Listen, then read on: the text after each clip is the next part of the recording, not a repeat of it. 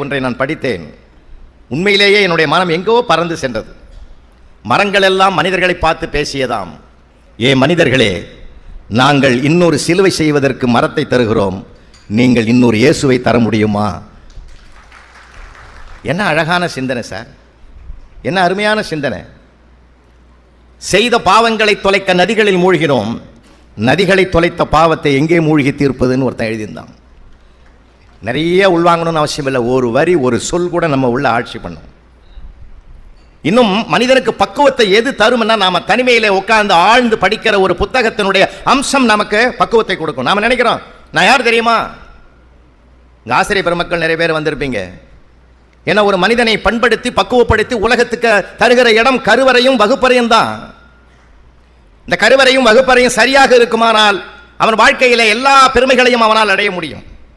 ஆனால் இன்னைக்கு இருக்குதா அந்த நிலைமை பாருங்க. அந்த காலத்தில் ஒரு குழந்தை போய் ஒரு பிள்ளை ஸ்கூலுக்கு பள்ளிக்கூடத்துக்கு வர ஆசிரமத்துக்கு குருநாதர் கேட்கிறார், தம்பி நீ யார்? அந்த பையன் என்ன சொன்னான் பதில் தெரியுமா? அதை தெரிந்து கொள்ளத்தான் வந்தேன். என்ன கேள்வி, என்ன பதில்? நீ யார்? அதை தெரிந்து கொள்ளத்தான் வந்தேன். இப்போ 6ஆம் கிளாஸ் வந்து சேர பையன் வாத்தியார் கேட்குறார், நீ யாரா? அவன் ஒரு ஆளை கூட்டின்னு வந்துக்கிறான். நான் யாருன்னு கேட்குறாரு, சாரு சொல்கிறா. இப்போ இவன் யாருன்னு சொல்கிறதுக்கு ஒரு ஆளை கூட்டின்னு வந்திருக்கான். சரி, கால மாற்றங்கள் எவ்வளோ ஆகி போச்சு பார்த்தீங்களா? ரொம்ப சிரமம்.